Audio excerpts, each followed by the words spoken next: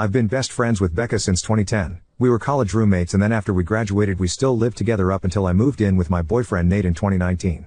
One thing about Becca is that she's always had a drinking problem for as long as I've known her, and she's done stuff while drunk that has sometimes caused problems in our friendship.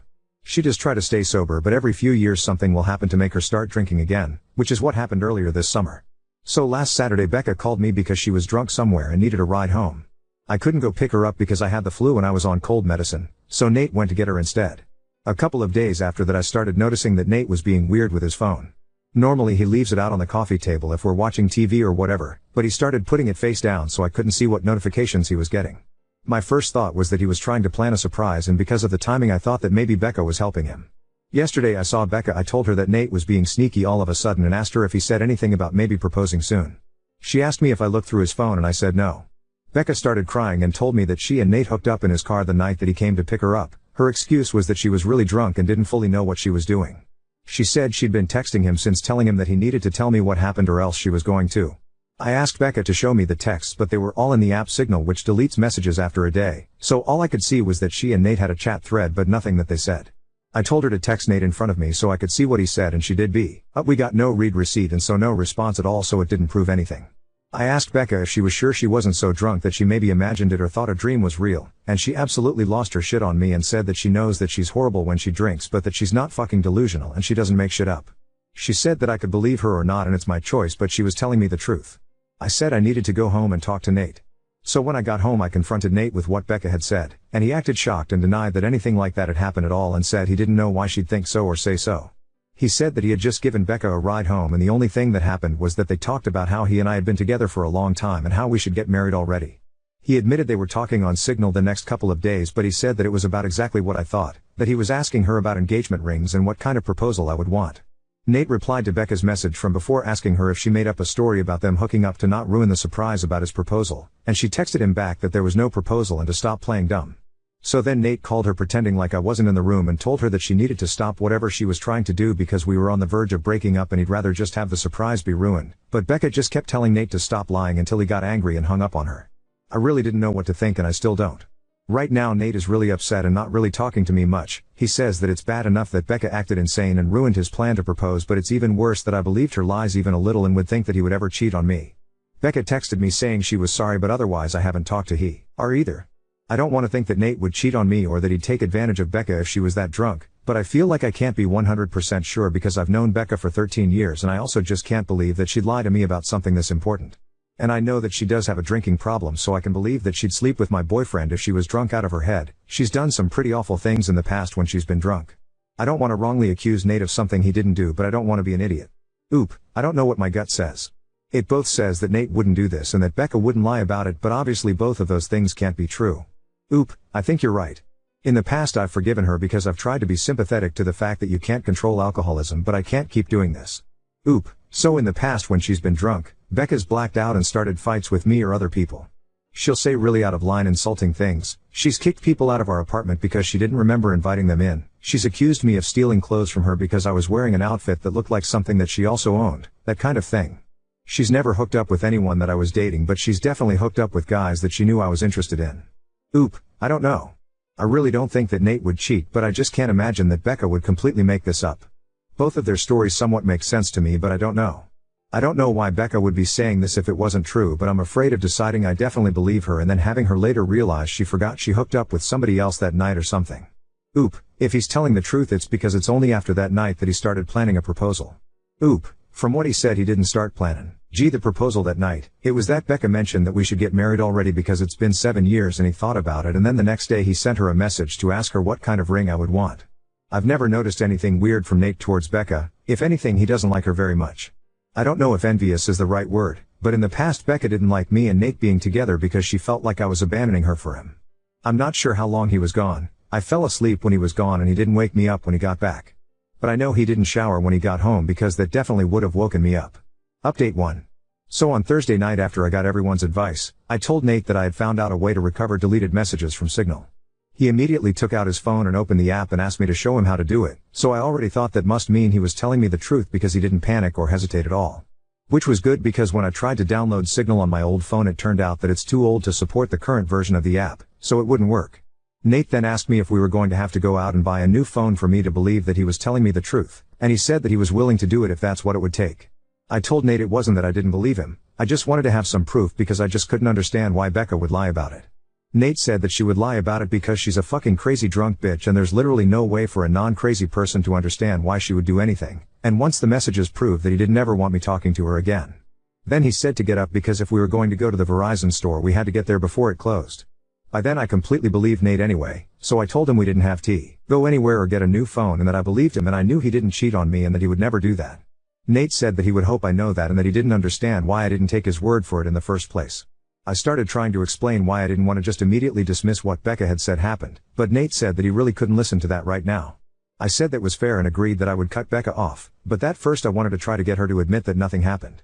Nate said fine, but to call her with my phone on speaker because he thought he also deserved to hear her admit that she was lying. So I called Becca and I said the same thing to her that I said to Nate, that I figured out how to recover deleted messages on Signal. She asked me why I would need to do that, so that was when I knew for sure that she was definitely making it up and not just confused somehow. I said it was because I wanted to have proof of what she and Nate talked about. Becca asked me if I saw their messages, so I lied and said yes. After that Becca just went silent until finally I asked her if she was going to say anything. Then she asked me if that meant that we were engaged now. So then I really just lost it on her and screamed at her asking her if she was fucking serious and what the fuck was wrong with her and how could that possibly be all that she had to say. Becca started screaming back telling me to fucking calm down and about how obviously I never believed her anyway because it's not like we broke up over it. I was crying by that point and because of that I couldn't really say anything else, so then Nate told Becca to go fuck herself and to never ever contact either one of us ever again and hung up on her. A minute later Becca sent me a completely unhinged text that I'm quoting here verbatim, apart from changed names. Courtney. You are supposed to be my friend for life. You are supposed to be their foe, are me. You are supposed to be my person. But then you meet Nate and now you only care about Nate. Everything is about Nate. Tell me why Nate comes to pick me up when I call you? I called you not your precious fucking Nate. I only want you to see how fucked up this is, but do you? No. Of course you don't. Of course you choose Nate over me like you always do and like you always will. You pretend to care about me but I can see you don't care. It is pathetic, Courtney. You are a pathetic woman who would choose a man over a friend. But since you can't say it yourself I will. Since you have to have your sweet perfect little baby Nate do it for you I will. Goodbye, Courtney. Is that what you want? Goodbye forever. I hope you fucking got what you fucking want. There were the 3 dots after that showing she was still typing more, but I blocked her before she sent it. I don't care about anything else that she has to say, I'm sure it's all just going to be more bullshit about why this is my fault or justifications about why what she did wasn't that bad and I should forgive her. I know Nate is probably right and there's no non-crazy logic behind why Becca would stoop to doing something like this, but obviously I've still been thinking about it and my best guess is that whoever said that Becca still blames me and Nate, apparently mostly Nate, for her being a drunk mess who can't get her life together is right. It seems like she somehow thought that if she said she hooked up with Nate, I'd break up with him but still want to be friends with her and then everything would magically be fixed. As far as stuff with Nate, I asked him if he thought he could ever forgive me for doubting him and he said that since I came to my senses and I cut Becca off he guesses we can try to put it behind us. I don't think he's still going to propose anytime soon. After this I probably wouldn't if I was him. And from what Nate said he didn't actually do any planning yet other than asking Becca about rings and if I'd think a public proposal was tacky or not. All he was doing so far was trying to get ideas without me knowing he was talking to her about it. So just based on that I think probably it's not going to happen for a while if it still does at all. Also, thanks to everyone for the advice and support. I know I didn't respond to many comments but I really did appreciate everyone who cared enough to want to help. Oop, I'm sure she won't just go away. I'm already expecting her to try to get our other friends to get in the middle of everything as soon as she figures out she's actually blocked and I'm not just ignoring her. I hope she won't try to do anything else but I guess at this point I really can't know with her. Update 2. I'll keep it as short as I can. Unfortunately I have nothing good to report. It turned out that whatever was going on with Becca that caused her to make false accusations about Nate was the beginning of some kind of a psychotic break. After I blocked her she made a whole bunch of fake accounts and started sending me completely unhinged shit about how I ruined her life and threatening to get revenge on me and Nate. This went on for literally months with her sending me dozens of messages a day. I found out from other friends that she was making multiple posts on Facebook every day that were semi-coherent rants about how much she hated me and how I was evil and ruined her life intentionally. I tried to talk to the police 2 different times to get a restraining order because I was afraid that Becca was going to show up at our apartment and attack me or Nate. I literally even got a front door camera because I was so scared that she was going to hurt us. The police said that because Becca wasn't threatening actual violence she was just a nuisance and they couldn't do anything. They acted like I was an idiot because it isn't illegal to talk shit on Facebook and they basically told me to just keep blocking her whenever she made a new account. And eventually she'd get bored and move on. Then finally there was an incident where someone broke the windshield of Nate's car while he was parked at his work. I guess it could have just been a random act of vandalism because his wasn't the only car that got windows broken, but at the time I was 100% sure it was Becca, so I went to the police again. Eventually an officer went to talk to Becca, and she said she didn't touch Nate's car, and again I have no proof that she did. But after the police talked to her, Becca got put into a psych ward for a week because apparently her apartment was filthy and she was drunk out of her mind 24/7 and a danger to herself. I have not heard anything from Becca after she left the psych ward. I don't know if she was diagnosed with something or if she's medicated now or what. I found out that she moved in with her dad, who thank God lives in a different state. I look at her social media every so often to make sure she's not posting about me again and that she's nowhere around me. I haven't mentioned Nate much in this update because we're no longer together. He broke up with me after the windshield incident because he couldn't handle being constantly harassed by Becca, and to be honest I don't think he ever forgave me for not taking his side immediately when everything started. It really hurt, but I can't blame him. I tried to talk to him about fixing things between us after Becca was gone, but he just wasn't interested. So in the past when she's been drunk, Becca's blacked out and started fights with me or other people. She'll say really out of line insulting things. She's kicked people out of our apartment because she didn't remember inviting them in. She's accused me of stealing clothes from her because I was wearing an outfit that looked like something that she also owned, that kind of thing. She's never hooked up with anyone that I was dating, but she's definitely hooked up with guys that she knew I was interested in. Now on to second story. Sister undermined my life choices and insulted my husband during Thanksgiving, so he finally retaliated, leaving my family divided. I am the youngest of 7 kids. The problem I have is with the eldest sibling, my sister Mary. Mary has always undermined and judged my choices growing up. For example, when I wanted to take a gap year after high school to save money for university, Mary told me it was a bad idea and that once I took a gap year, I'd never go back, just like her. I almost didn't go through with it because she made me second guess myself. Then, after the gap year, I changed my major after the first semester, and she yelled at me for hours about how I was going to ruin my life and waste all my money since I couldn't make up my mind. I have countless examples of times she made me cry from her yelling or made me question my decisions. And at the time, I felt compelled to listen to her. After meeting my husband, then boyfriend, and getting a therapist, they both helped me realize I needed to distance myself from Mary because she's extremely toxic and both emotionally and verbally abusive. It took a lot of effort, but I finally went no contact with her.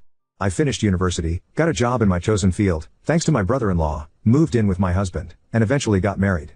For the first time in a long time, I felt truly happy. I still see Mary during family events and holidays. I hate seeing her, but it's my family too, and I don't want to miss out because of her. However, she always finds a way to ruin the holiday for me. She often takes digs at my husband, saying she doesn't like him and that I could do better. My husband usually tells me to ignore her because he thinks she's only doing it for a reaction. Last weekend, we had our Thanksgiving celebration at my mom's house.